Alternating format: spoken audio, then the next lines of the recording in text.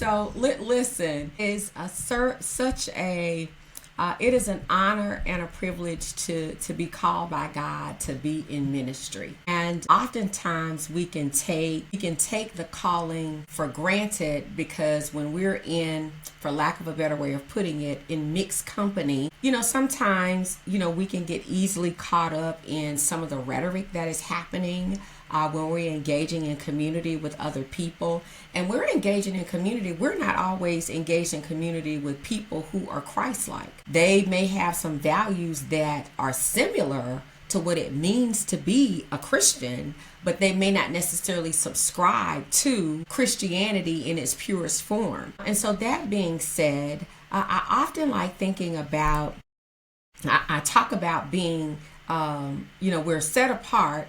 And so we have the capacity to change the atmosphere. And so we've used these examples before where we say, sometimes we're in spaces with people, they might drop a word, a profane word. And then, but because they know who we are, then they quickly apologize for it. But there are times when you get pulled into spaces, and I've had this to happen to me in various environments where people want you to go places that you may not normally go, or you might go, you might not just go with them, and they want you to engage in activity and things like that, where you're just like, okay, is it going to do harm to my witness if I go versus not going to this particular space or place? Or there's happy hour, people go out to drink and they have drinks, and and having alcohol in and of itself is not a sin. It was one of the miracles Jesus first performed. He turned water into wine, so we know it's not a sin to have alcohol.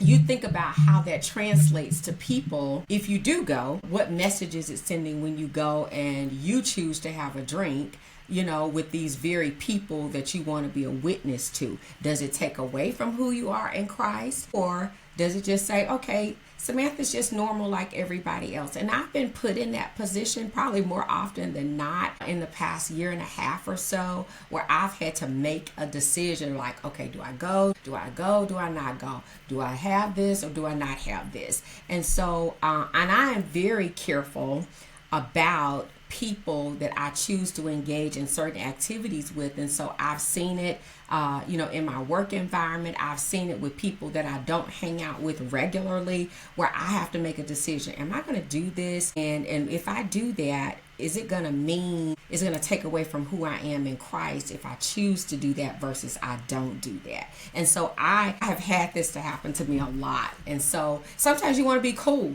Like sometimes you want to be like, I'm not so, spiritual. I'm not so spiritual that I can't go out, yes. And I can't engage in conversation with colleagues, and they may choose to, for lack of a better word, they may choose to have a beer or something like this, and I may not choose to do that, but I can still be, in this space with them because these are people I respect and I care about, and it's not a bad thing. And so those are the kinds of things that I honestly have had to balance in my own life, and it is a juggling act.